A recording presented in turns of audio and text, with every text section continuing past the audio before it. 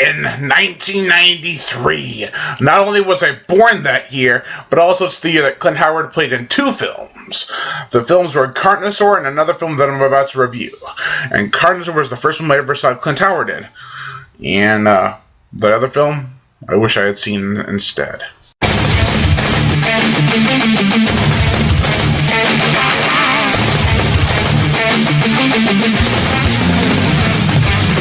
Welcome to the horror show. To realize there is nowhere to run. There's no game to try. Paranoia is hiding alive. Welcome to the horror show. To realize there is nowhere to run. There's no game to try. Obsession's ruling your mind.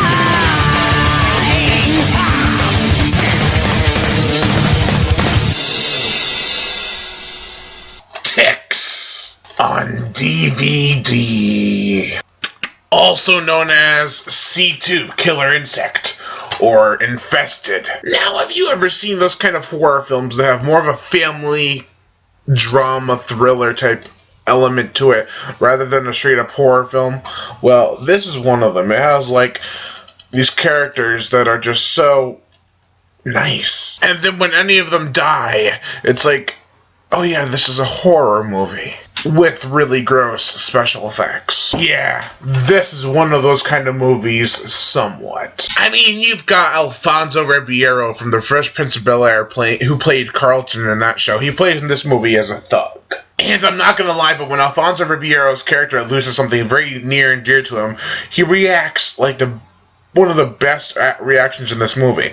He feels so sad, and you totally get this feeling that he was really attached to the thing he lost. And I'm not going to spoil what it is, but you'll probably find out if you watch even the beginning of this movie. This film is so disturbing, gross, and violent, and it's directed by the guy who directed Hellbound, Hellraiser 2, which is one hell of a special effects show. All these little animatronic ticks are just so fast moving, and they have all these great movements to them, like when they crawl, all their legs are moving, and they just look real.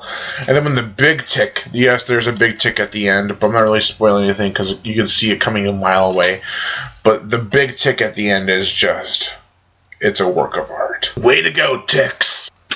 The plot for Ticks is about a group of disciplinaries who are going out into the woods to do some community service, I think. Sound familiar? Well, 20 years later, Axe Giant, The Wrath of Paul Bunyan had pretty much the exact same plot, except for instead of ticks, you have a massive giant dude, who was created by the director of Mosquito, another really cheesy, awesome killer bug film from the 90s. Now, believe it or not, there is some pretty solid character development, and you actually don't get any characters dying until you can tell that they are fully developed, and you're like, well, now that I care about them, let's kill them off. No, wait, don't kill them. What? Maybe I want a body count, but I don't want these certain characters to die. This film, right here, has lots of great gore, makeup, and special effects, great actors and actresses, characters, and character development. It has a decent plot. It acts and seems like it has a lot of creativity and heart put into it. The only 2 real big gripes I have about this movie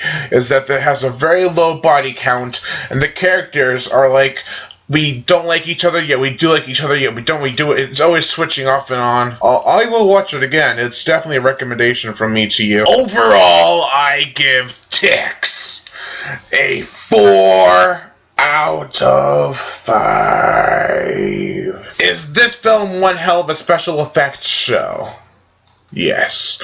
But is the replay value as good?